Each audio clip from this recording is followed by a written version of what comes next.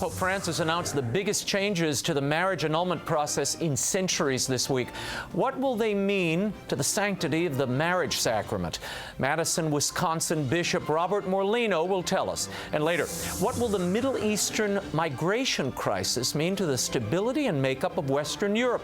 Papal biographer and theologian George Weigel is here to give us his take and a preview of Pope Francis's visit to the U.S. And finally, how can humor help combat hunger and poverty? Head of the Pontifical Mission Society's Father Andrew Small has some ideas of how you can joke with the Pope. The World Over Live begins right now.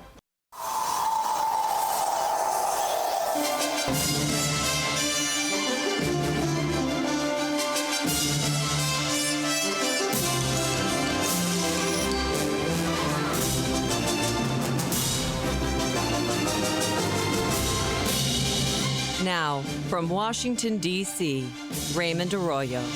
A warm welcome to all of you joining us in the United States and the world over. Bishop Robert Morlino, George Weigel, and Father Andrew Small are all straight ahead. If you'd like to comment on tonight's show, or if you have a question, I'll be live tweeting throughout. Find me on Twitter at Raymond Arroyo, or you can email me at worldover@ewtn.com. Here's the brief news from the world over this week.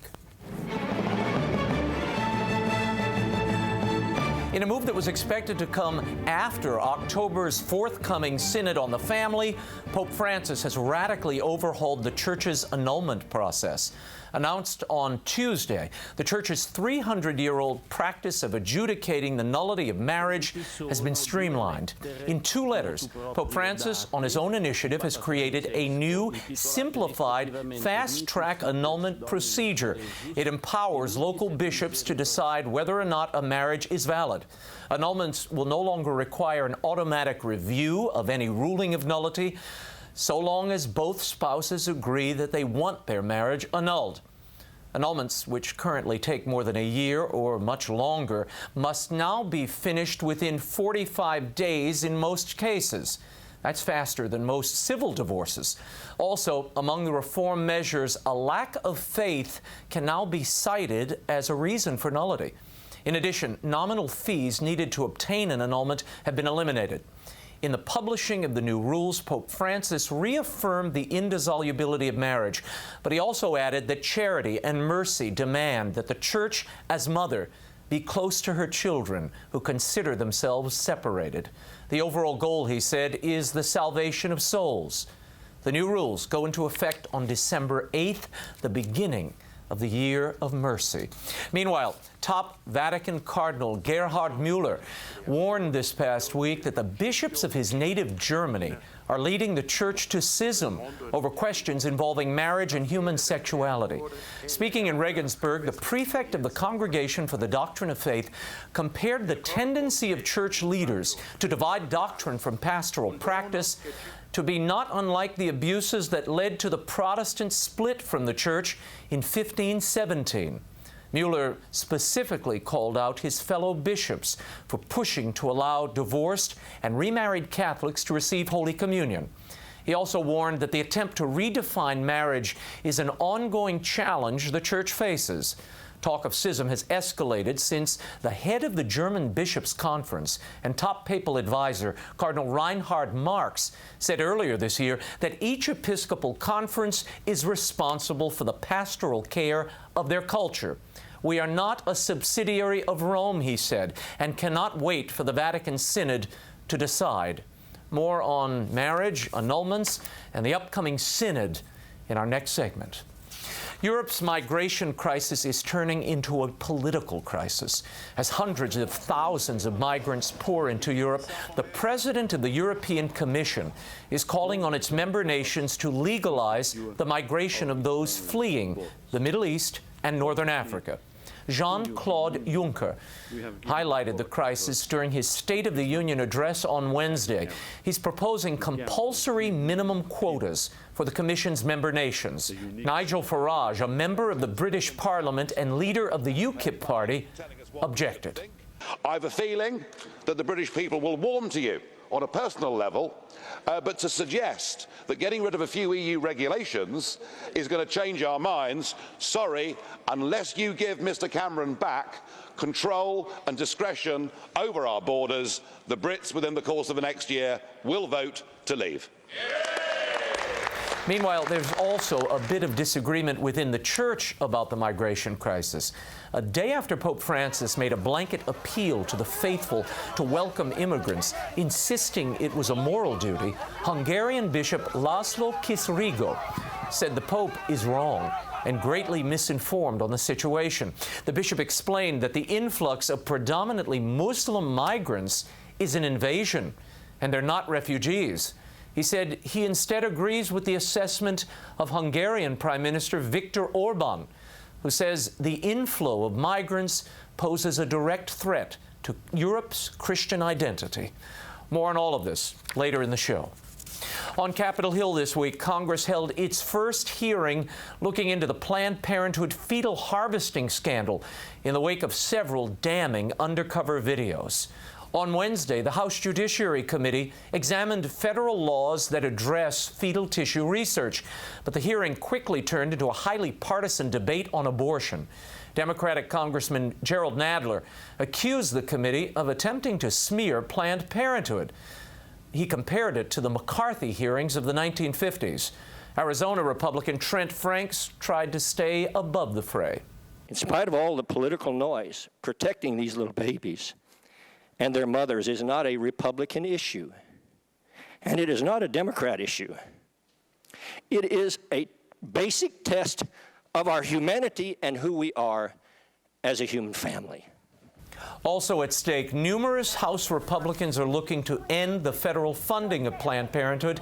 They're demanding that Congress not fund federal agencies starting October 1st unless Planned Parenthood's money is terminated. An impasse could lead to a government shutdown.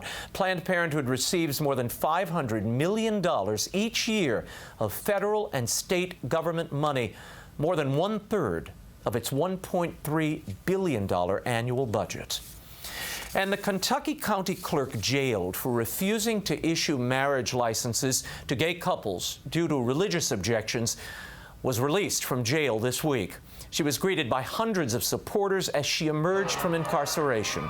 Kim Davis had been in custody since September 3rd on a contempt of court charge for repeatedly refusing court orders to issue licenses to same-sex and separate-sex couples. She cited, quote, God's authority and her deeply held religious views that gay marriages are sinful. Upon her release, federal judge David Bunning warned Davis not to obstruct the granting of licenses by her deputy clerks. Kim Davis returns to her elected position of Rowan County Clerk next week. We'll keep you updated on this story. And with Pope Francis's arrival in the U.S. less than 2 weeks away, the Church is showing signs of financial strain there. In addition to the estimated $3 billion of payouts in sex abuse payments, a shortfall in the pension fund for aging Catholic priests threatens to make the situation worse. According to a review of financial records by Reuters, the pension fund took a $2 billion hit in 2014, which will present a serious problem when thousands of priests retire in the next 5 years. Since Francis's election in 2013, the Vatican, as well as the U.S. Church, have enacted financial reforms and cost-cutting measures to stop the bleed. And finally, on a much happier note, the monks of Norcia are breaking all kinds of records. This week, they became the first Catholic group to sit in the #1 slot on Billboard's classical charts for 14 weeks. Only the Mormon Tabernacle Choir has done anything near that. Their Benedictus CD and the classic chant therein are drawing new audiences internationally. Congrats to our favorite beer-making, chanting monks. It's incredible music. When we return, Bishop Robert Morlino joins us with his thoughts on Pope Francis's just-announced reforms to the annulment process, his efforts at spreading mercy in the upcoming Jubilee year, and much more when The World Over Live continues. Stay right there.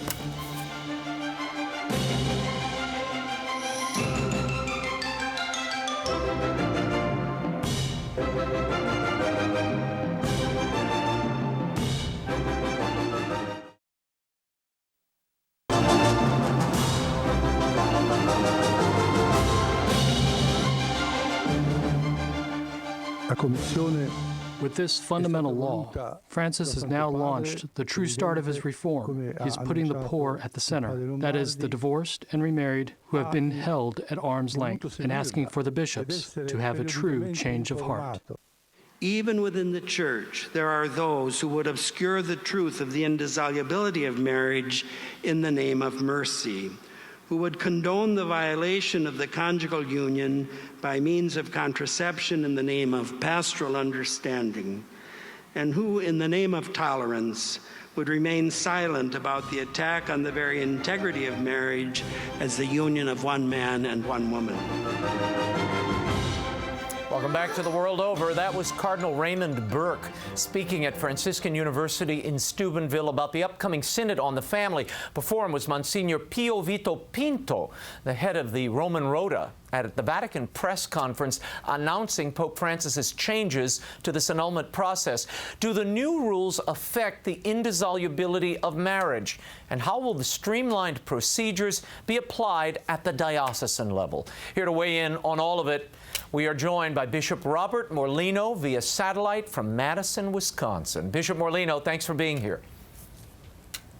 Thank you so much for having me, Raymond. As you're looking at me, I hope I don't look too fat. Oh, come on, stop it. Let's talk about this power of nullity that has been extended to you and your brother bishops. The Pope is obviously delegating this authority now to you, at times in lieu of the judicial process that was in place before. How radical a change is this, and are you comfortable accepting this level of responsibility as a diocesan bishop? Well, let me reflect on how I see things happening in the Diocese of Madison. Okay. First of all, I have given this as much consideration as I've been able to in the last few days. I still have not seen an English translation that was confirmed as trustworthy of this whole matter, so I've been working from the Italian and doing my best with that. But it seems to me that there are many reasons which are listed in that number 14 right, for asking for the more brief process. And that's what those are. Those are not new grounds for a declaration of nullity. Those are reasons that justify asking for the process, the brevior processus. Just so I can bring the audience up to speed so they know what we're talking about, there is an Article 14 in the document. The canonist Ed Peters has pointed them out, and he says this could lead people to think that their marriages are null right now, because some of those grounds include if you've had an abortion, a lack of faith, yes, the brevity of the marriage. Are these really appropriate grounds for seeking nullity? Well, evidently, the conviction is that if these grounds, well, I don't want to call them grounds, but if these reasons exist, what they justify is asking for a shorter process. Okay. They don't in themselves justify the declaration of nullity, and I want to be really clear about that. Okay. Unfortunately, it's going to be very hard to keep our people clear about a lot of this, because in many ways the complexity of this lends itself to confusion among a people who are already terribly confused. But I think that with regard to the shorter process, what happens is that someone requests that shorter process, and then the tribunal basically examines the reasons given for the shorter process. Okay. And they make a judgment about that, and then they make a recommendation to me as to whether the shorter process is warranted or whether it isn't. And for that to happen, in order for the Bishop, shorter, you need both of the spouses have to be in agreement that they want right, the annulment. But how do you avoid, I spoke to so many canon lawyers this week, how do you avoid two spouses in collusion who maybe have met better models and say, you know what, let's go get this annulment thing, we'll just tell them we both want it.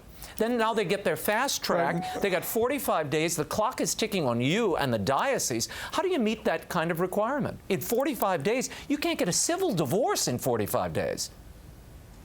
No, well, I don't believe that there is possible a 45-day declaration of nullity. But let me go back to where I was. People come and they present their reasons to the tribunal.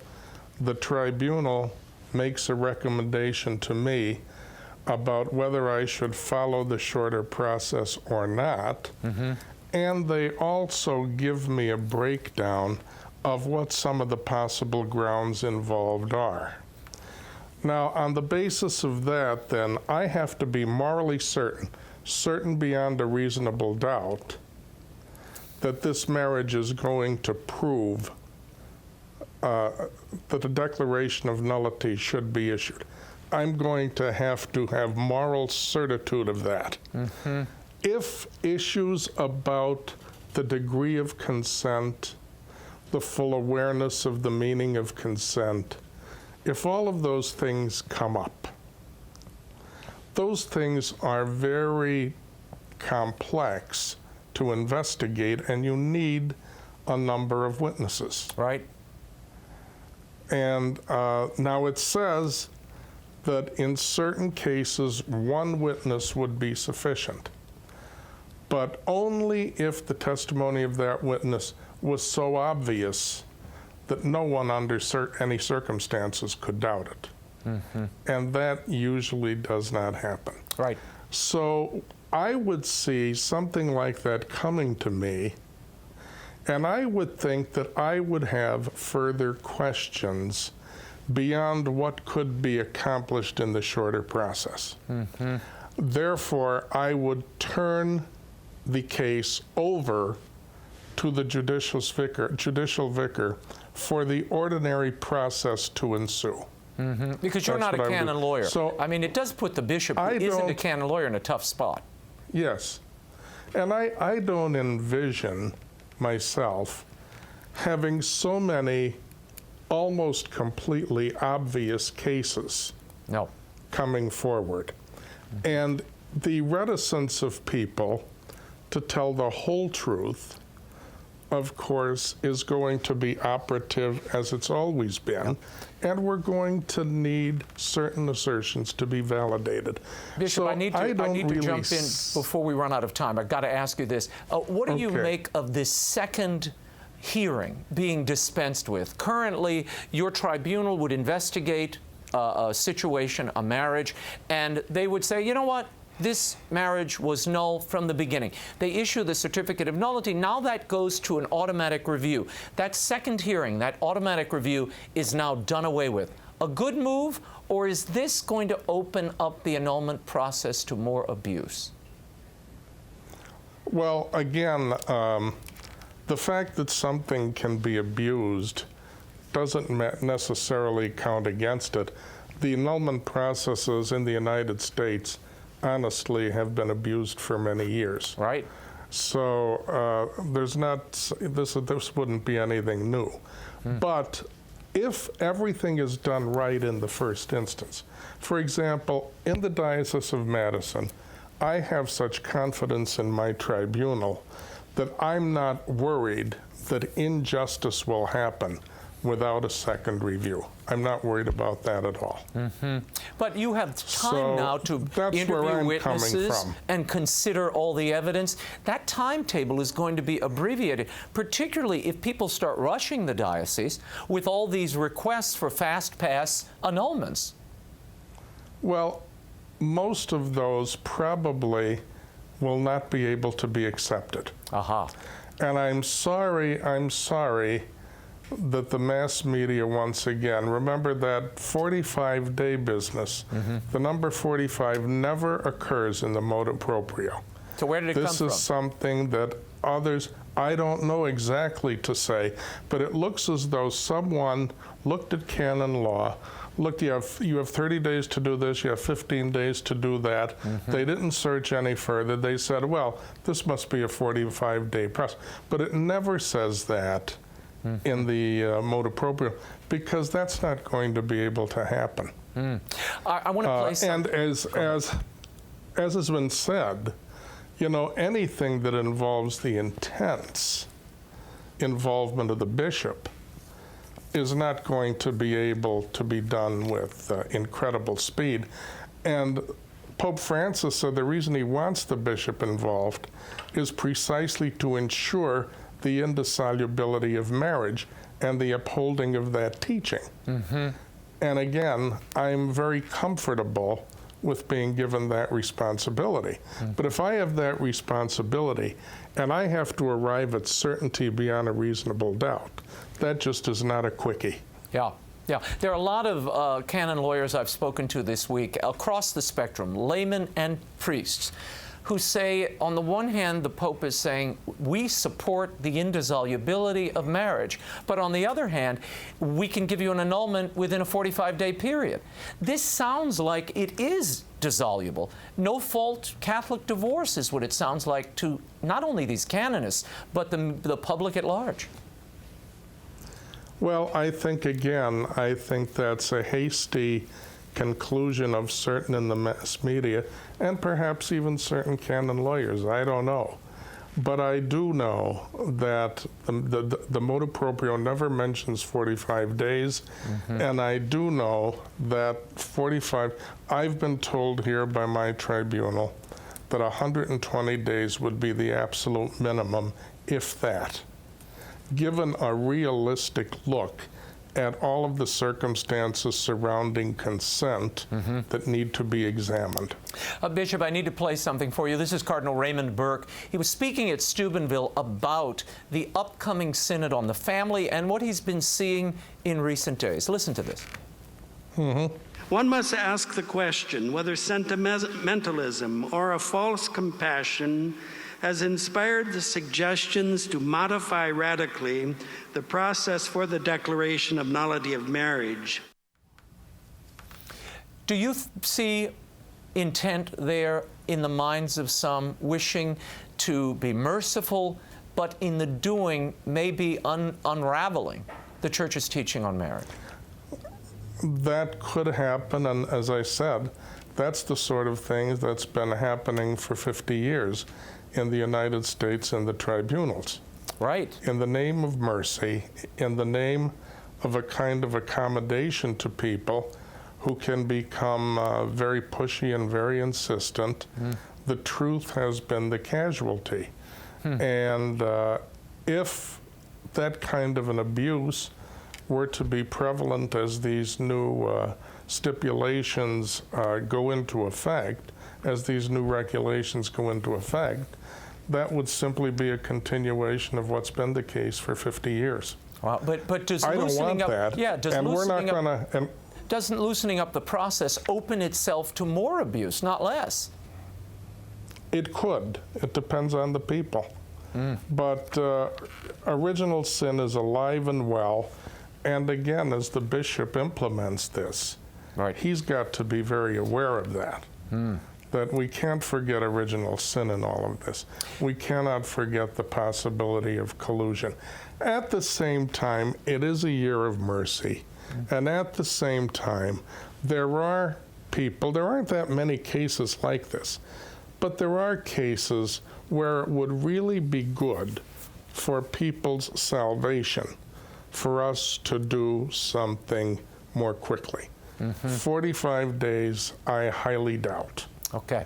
But I can see mercy being good medicine for those people whose situation begs for it in this sense. But there's nothing in the motu proprio that says that the judicial process for a declaration of nullity is no longer a judicial process. Okay. It's rather simply a manifestation of mercy. Okay. If it's still a judicial process, we're going to have to be very careful. Let's move ahead. Just one consideration here before I move on. Sure. Were you surprised that the Pope issued these reforms before the Synod on the Family officially meets in October.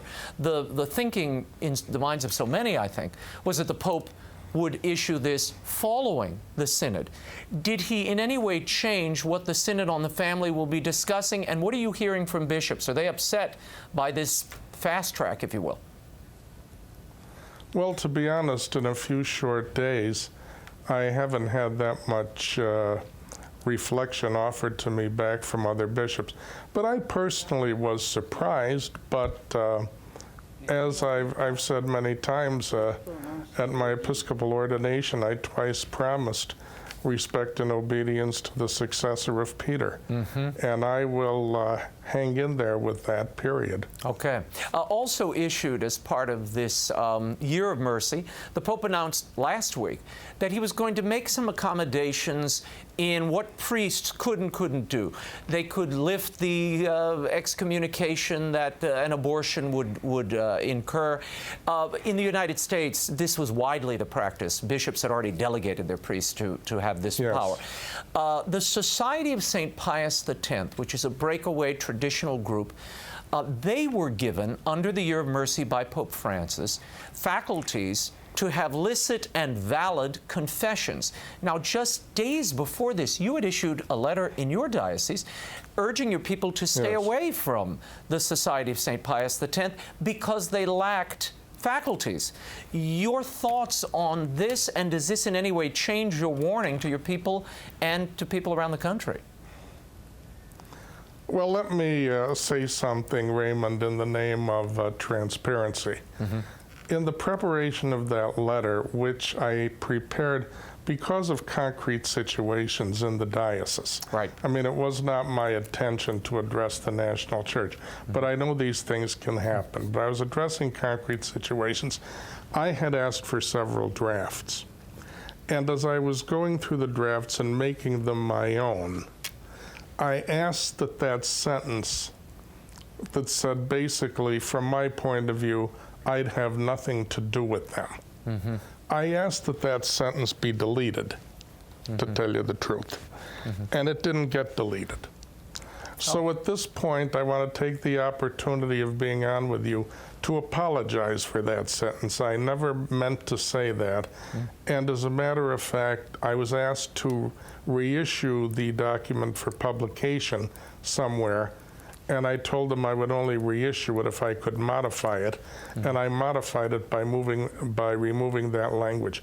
I have never felt that way about another priestly society, have nothing to do with them.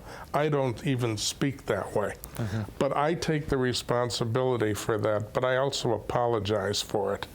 I think, as I said in many places in my letter, that these are very fine people trying to act in good faith. However, the truth of the matter is that they do not have jurisdiction from communion with the Pope of the sort that they need.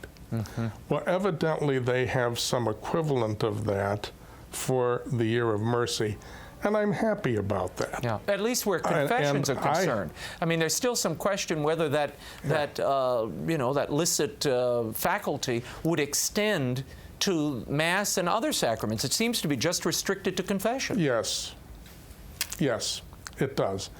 And but it is my hope that Pope Francis said some hopeful words, and it is my hope that there can be a reconciliation there. One of the reasons why I celebrate the extraordinary form here regularly myself is in the hope that there can be reconciliation all around. Very good. Bishop Robert Morlino, we will leave it there. Thanks so much for the time, and we will check in with you soon. Thank you so much, Raymond. Always wonderful, and God bless you, your family, and all your wonderful listeners. You're very kind. Thank you. Bishop Morlino's columns can be found at madisondiocese.org. What can we expect from Pope Francis's upcoming visit to Cuba and the U.S., and how will this migration crisis in the Middle East affect Western Europe? Author and theologian George Weigel will give us his take, and he'll preview a new edition of a classic title of his, When the World Over continues. Stay right there.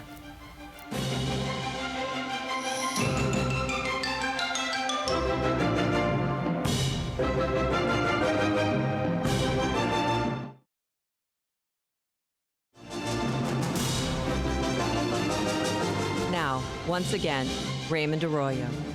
Welcome back to The World Over Live. 2 weeks before the arrival of Pope Francis in the U.S., to sort it all out, we are joined by papal biographer, senior fellow at the Ethics and Public Policy Center, and author of the revised and expanded new edition of Letters to a Young Catholic, George Weigel. George, thanks for being here. Raymond, good to be with you. I cannot believe it has been 10 years since this book came out. First of all, I want to start with the book. Why did you decide to update it now? And tell people the things you added. You really added some extra places you visited along the way that really speaks to the de-Christianization of Europe.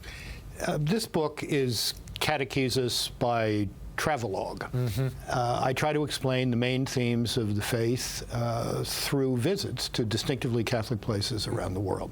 I had more fun writing the first edition than probably anything else I've ever did. It was just great fun. But in the past 10 years, I have been to numerous places that seem to me apt on which to hang a theme. For example, why did Christianity die in Western Europe? Right. So we go to King's College Chapel in Cambridge, in Britain. Fantastic choir, beautiful musical tradition, no living Christian community. And I think about what happened in all of this. I think we've been aware over the past 10 or 11 years of some of the darker sides of the human condition. So I wanted to explore the mystery of evil, the reality of Satan, a prominent theme of Pope Francis, not generally noted by the New York Times. So we visit the cell in which Maximilian Kolbe gave his life for another and was subsequently canonized as a martyr by John Paul II. Enculturation of the gospel, the new evangelization, time to visit Our Lady of Guadalupe. I have a great affection for the country of Lithuania, for its stout resistance to communist persecution. So we go to a great site that's, in a sense, a memorial to that, the Hill of Crosses, in Chalet, which is really quite astonishing. And then flip over to Rome, to the Basilica of St. Bartholomew on Tiber Island, where there is a remarkable memorial to the new martyrs, martyrs under communism, martyrs under the Third Reich, et cetera, et cetera. So these were things that seemed to me missing. And then to wrap it up, I take my readers to a remarkable parish in a totally improbable part of London, Soho, the most decadent part of the West End of London, where there is a fantastic Catholic parish, St. Patrick's, led by a remarkable priest, my friend Father Alexander Sherbrooke. And there we explore how you can be a vibrant Catholic community, liturgically, in service to the poor, pro-life, Eucharistic adoration, in the midst of the corruptions and decadence of the 21st century.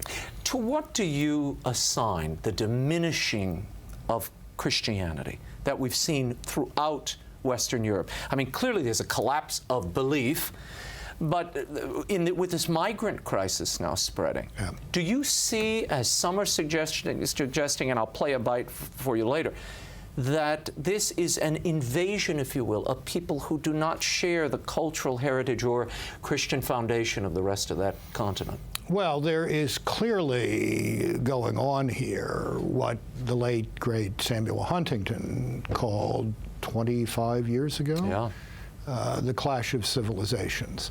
The reason why this refugee crisis has happened is that the United States, under the Obama administration, and the European Union have abandoned all sense of responsibility for keeping a measure of order in the most volatile parts of the world, which include the Middle East and North Africa.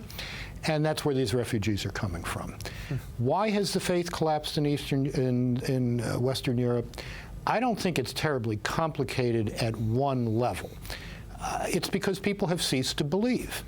It's not that Christianity, to go back to Chesterton, has been tried and found wanting. It's that he said it's been tried and found difficult. I would say it hasn't even been tried. There has been an enormous evangelical, pastoral, catechetical failure in Western Europe. And that to provide a link to something I think we're going to talk about later, is going to be one of the dramas of the Synod of 2015. Yeah. Because it's the leadership of those failed local churches who are pushing a certain agenda.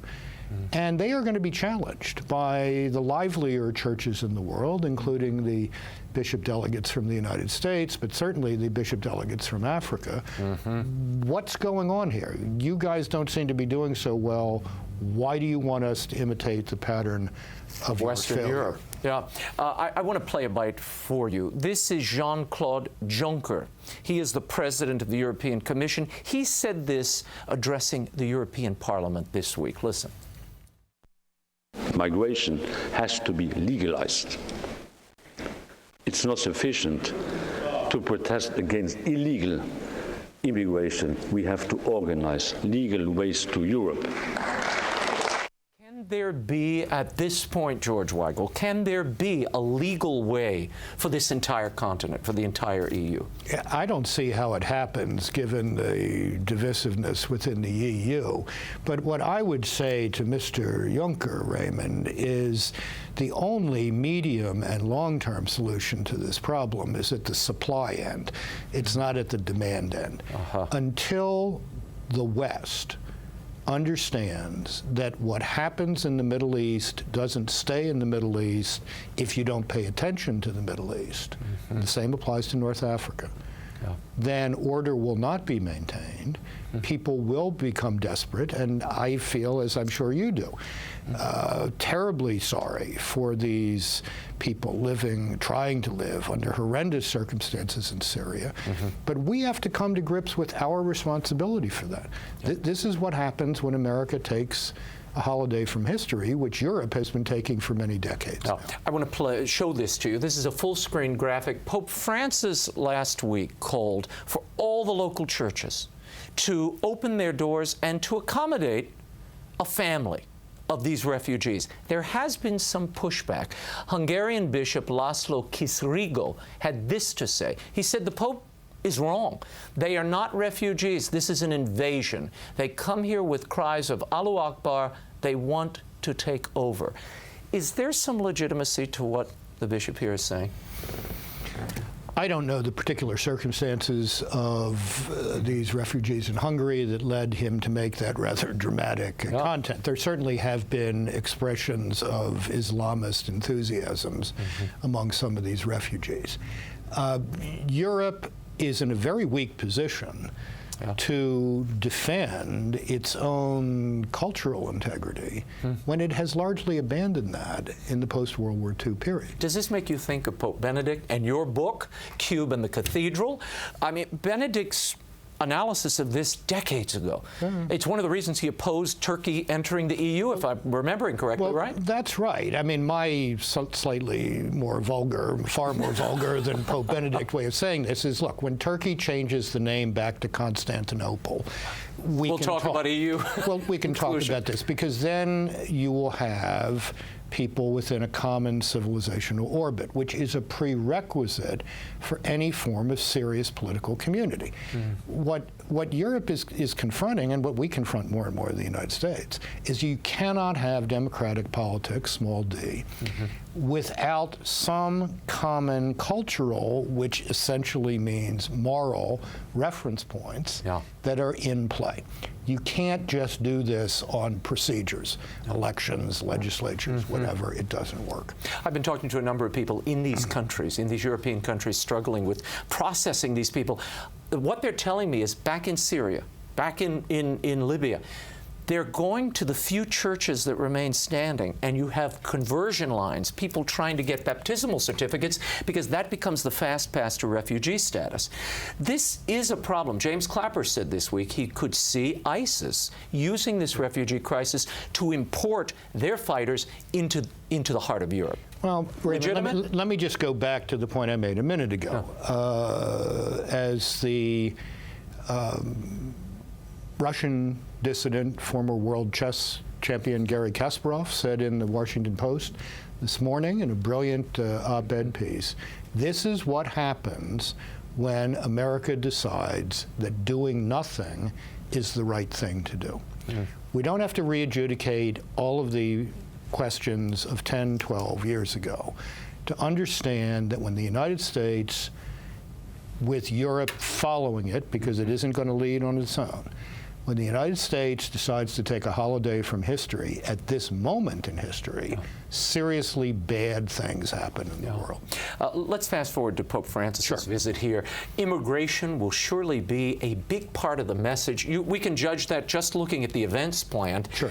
How full-throated and specific do you expect that immigration message to be, particularly to Congress here behind us? I think Pope Francis, first of all, is coming here as the universal pastor of the Catholic Church. He's not coming here as a public policy consultant.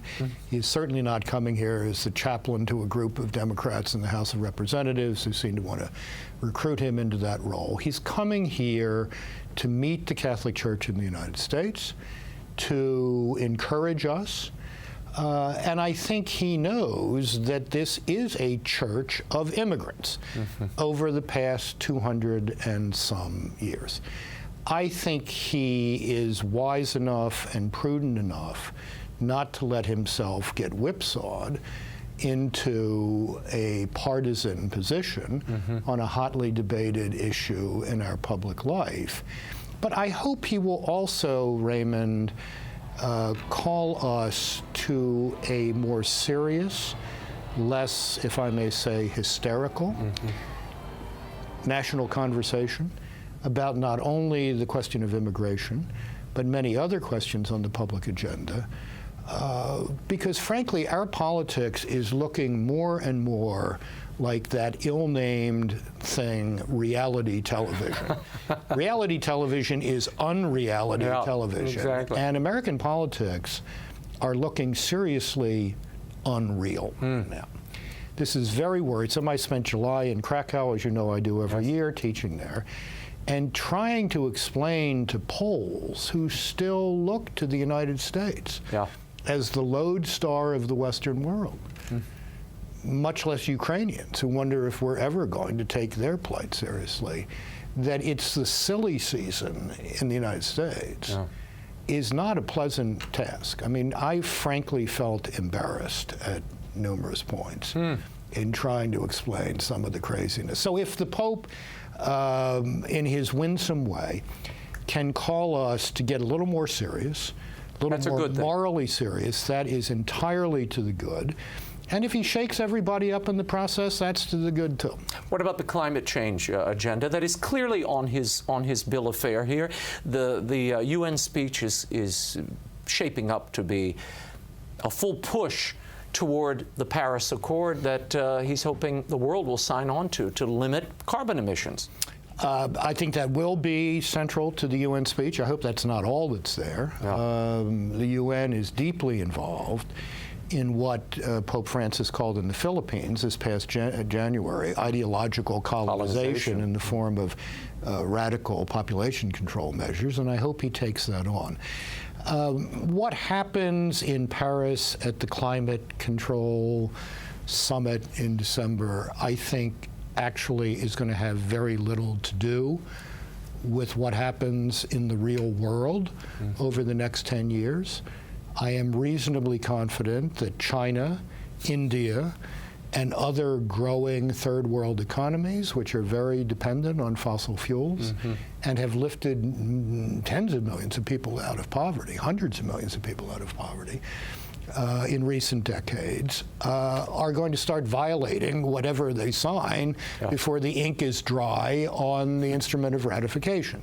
Now, it is important to underscore what I tried to say, somewhat unsuccessfully, at the time Laudato Si was, this is about us. This is about how human beings think about ourselves. If we think of the world as simply something to be plundered, we're going to start plundering people, not just and in some ways we're already there. And we're already there. So this is a call to a much more creative understanding of what we were instructed in the book of Genesis to be the stewards of creation. Now, are people going to try to spin this for all sorts of agendas? Absolutely. Obviously, and that will go on forever. But I hope the Holy Father has his game face on, and I hope he will, and I imagine he will, I think he will, and craft these remarks in such a way that his essential moral message, which is what he's there for, comes through loud and clear. Before I let you go, the Synod on the Family, Yep. this has been looked forward to for a long time. The stakes seem to be rising. We've got the annulment issue is essentially off the table at this point. Most of that controversy has been settled in these reforms. What will be discussed there, and are you confident that the voice of those cardinals will be allowed to escape the meeting room, given the rules of this synod, which are very peculiar at the moment, George? I think both the Instrumentum Laboris, so-called, the working document for the synod, and the procedures, which are really turning this into a kind of closed shop, are both going to be challenged, perhaps on the first day of the synod, Monday, October 5th. I am quite confident that those who want the synod to lift up the Catholic understanding of marriage and the family as the answer to the crisis of marriage and the family in the world today are much better organized than they were a year ago.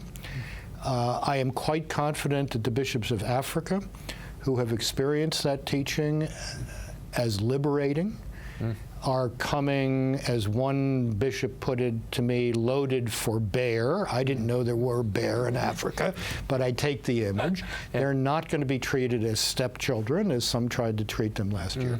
So I think there's going to be some fireworks, but I think at the end of that, there is going to be a ringing affirmation of the gospel and the truths within the gospel about marriage and the family. And you don't think that this reform of the annulment process, as some canonists have suggested to me this week, that it undermines the doctrine or the stated doctrine of the indissolubility of marriage? No, I don't think that's true.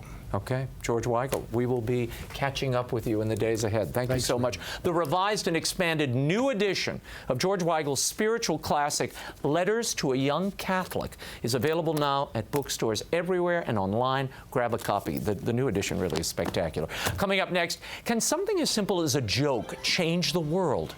Father Andrew Small of the Pontifical Mission Societies is here to tell us how they just might when the World of Our Life continues. Stay right there.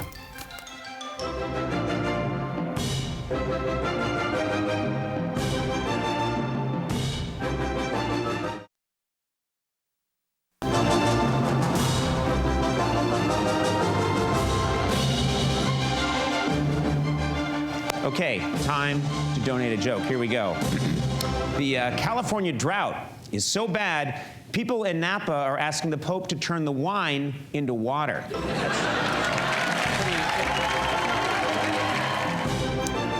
Joke sounds like a donation. Welcome back to The World Over. My next guest is the National Director of the Pontifical Mission Societies, a nearly 200-year-old institution founded to spread the Catholic faith and support educational and health charities across the developing world. He's here tonight to talk about a new initiative to battle poverty and hunger by spreading a little humor and levity over an otherwise very serious problem, all by sharing a joke with the Pope. Here to explain is Father Andrew Small. You got lots of explaining to do. What is this initiative? Where did this come from? Well, the joy of the gospel, I suppose, if we start there, the idea that that there's the Holy Father doesn't want sourpusses in his missionaries. So we do see a lot of joy and humor around the world, especially in the church. You have to have a good sense of humor, as you know. So we thought we'd launch a campaign as a way to get people interested, listening to what the church is doing all around the world in a very specific way, and that's why we came up with Joke with the Pope. Okay, now how can people take part? There's a website they can go to, they can download an app, and we'll mention the website. It's jokewiththepope.org. Correct. What are you asking them to do? Well, you go on and you select one of these three charities, Holy Father's charities from the Pontifical Mission Societies in various parts of the world, and then you upload your joke either through video or you write one in, and if you're comedically challenged, we have a little joke generator for you so that everybody gets to play, and then you learn about the cause causes, and you donate your joke to one of those 3 causes. And if you get crowned and you win the competition, then that cause, the Holy Father's cause that gets selected by you, then wins a big cash prize. Are you timing this to coincide with the papal visit? We are, yes. It's a way for us to prepare for the Holy Father. And of course, in terms of the charities, the U.S. Catholics have been very generous over the years, so it's a way to put some spotlight on the generosity that we've had and to link with people around the world. I was stunned to learn that Bill Murray is your pontifical consultant on comedy. Is that how this works? He's kind of like a comedic icon, and he was very interested in it. He said he wanted to do it, so we got the joke and we recorded the joke from him, and it's pretty funny. All right, but you haven't released it yet. We haven't. We thought we'd sort of roll things out a little bit first, and then see if Bill, who's like the godfather of the comedic world, can then come in and show us how it's all done. Tell us about the missions, the Pontifical Mission Societies. Archbishop Fulton Sheen was, of course, he held your job for a number of years and used a lot of the funds raised via his television show and his travels to fund the mission. He did, and he was very successful at that because he was using the new medium, which is what we're trying to do also. Most people live on their smartphones or they're on the internet every day. That sort of stops when you go to your church on Sunday. So we're trying to give people options to make the connection between their faith and where they're living every day to get their news and their information. Why isn't the church filling that role? And we're trying to push that back into what you're looking at, some people say 150 times a day.